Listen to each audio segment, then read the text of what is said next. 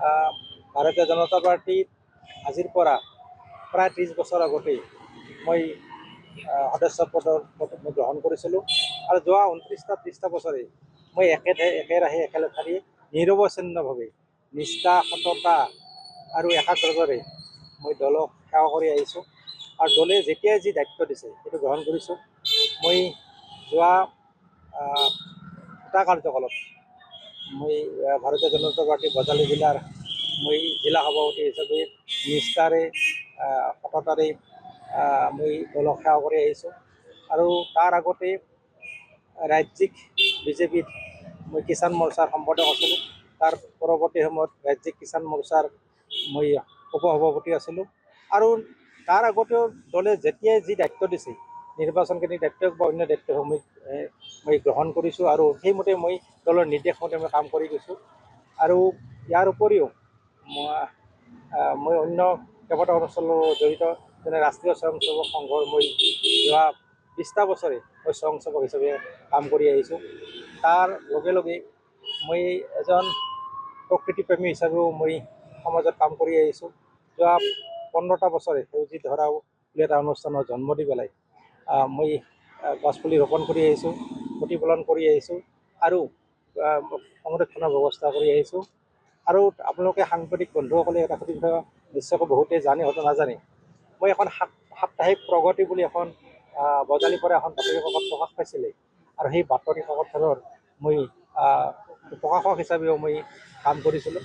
গতিকে এনেকুৱা ধৰণে সমাজৰ লগত প্ৰতিটো স্তৰৰ মানুহৰ লগত মই খেলৰ লগতো জড়িত ক্ৰীড়া সংগঠক হিচাপে মোৰ এটা পৰিচয় আছে আৰু এই কথা অনুধাৱন কৰি হয়তো আজি সমাজৰ বিভিন্ন বিশেষকৈ 26 নম্বৰ বজালী সমষ্টিৰ বিভিন্ন অনুষ্ঠান প্ৰতিষ্ঠানৰ প্ৰায় 45টা সংগঠন, উন্নয়ন পৰিষদেই হওক বা উন্নয়ন সমিতিয়ে হওক মোক লিখিতভাৱে তেওঁলোকে প্ৰদান কৰিছে যে আপুনি এইবাৰ নিৰ্বাচনত 26 নম্বৰ বিধানসভা সমষ্টিৰ পৰা টিকট দলৰ পৰা প্ৰাৰ্থিত্ব আপুনি হেৰি কৰক, প্ৰদানৰ কাৰণে অনুৰোধ কৰক আৰু তেখেতসকলে লিখিতভাৱে মোক দিছে। ইতিমধ্যে এই লিখিত পত্ৰসমূহৰ লগত মই আবেদন দলীয় প্ৰাৰ্থিত্ব প্ৰদানৰ কাৰণে মই ৰাজ্যিক সভাপতি মাননীয় মুখ্যমন্ত্ৰীৰ কাৰ্যালয়ত মই জমা কৰিছোঁ আৰু আমি আপোনাক লাগে বুলি অনুৰোধ জনাইছে।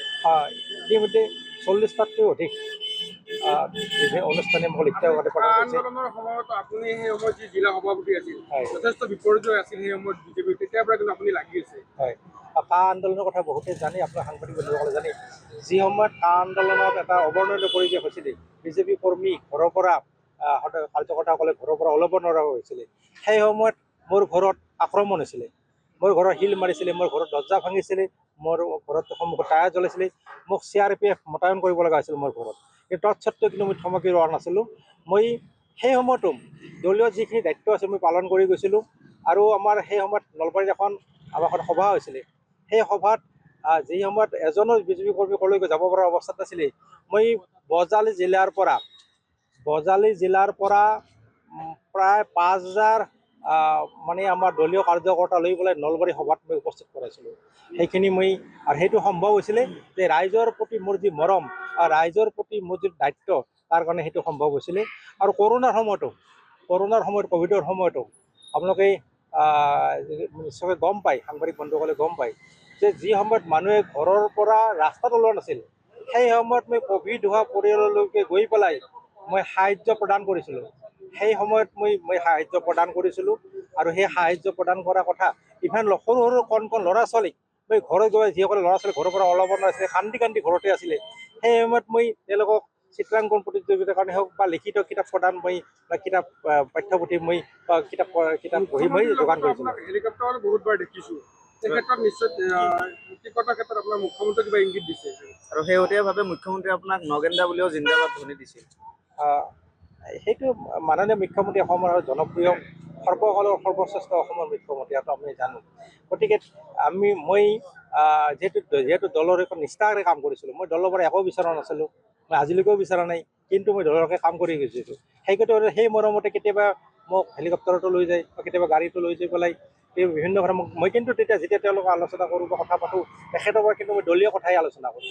দলটো কেনেকৈ আগুৱাই নিব লাগে, বজালী জিলাখন কেনেকৈ আগুৱাই নিব লাগে সেই সম্পৰ্কে আলোচনা কৰোঁ। আপুনি কিন্তু পুৰণি বিজেপি কৰ্মী আৰু সক্ৰিয় বুলি তুমুল চৰ্চা চলি আছে বজালীত। হয়, মই জনাত যদি বিজেপিৰ যদি বজালী জিলাত যদি এক্টিভ ৱৰ্কাৰ হিচাপে দলীয় দায়িত্ব পালন কৰিবলৈ কাম কৰা যদি আছে, তাৰ ভিতৰত মই হয়তো প্ৰথমগৰাকী নহ'লেও মই অন্যতম হ'ম। আৰু মই জনাত মানে একেলেঠাৰিয়ে মই যেতিয়াৰ পৰা বিজেপিৰ সদস্য পদ গ্ৰহণ কৰিছিলোঁ বা দলৰ হকে মই বিভিন্ন ঠাইত যেতিয়া মই স্কুলীয়া অৱস্থাৰ পৰাই যোৱাটো আৰম্ভ কৰিছিলোঁ, তেতিয়াৰ পৰা মই বিজেপি দলৰ লগত জড়িত। তেতিয়া মোৰ পৰা ভাৰতীয় জনতা পাৰ্টীৰ লগত জড়িত।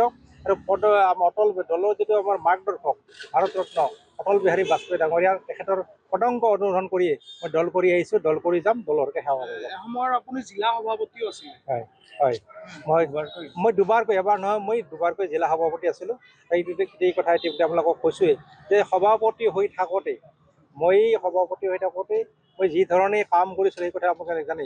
মোৰ ক'তো হয়তো এটা ফুট নাছিলে, কাৰণ মোৰ ৰাতিপুৱাৰ পৰা ৰাতিৰ এটাই চিন্তা, দলটোক কেনেকৈ সেৱা কৰি যাব পাৰি, ৰাইজক কেনেকৈ সেৱা কৰি যাব পাৰি, ৰাইজৰ মংগলৰ হকে কি কাম কৰিব পাৰি সেই কথাই কৰি আছোঁ। শেষৰটো প্ৰশ্ন, যিহেতু আপুনি যদি বিধায়ক হিচাপে হয় নিশ্চয় বজালীৰ হয় বহু সপোন আছে।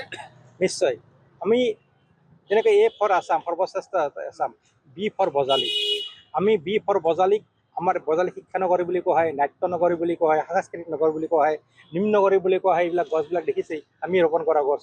গতিকে আমি বজালীখনক আমি সৰ্বশ্ৰেষ্ঠ হিচাপে আগতেও আছিল আৰু বৰ্তমানো থাকে আছে বা আমি ভৱিষ্যতে কৰি ৰাখিব লাগিব, এই সপোন আমাৰ আছে।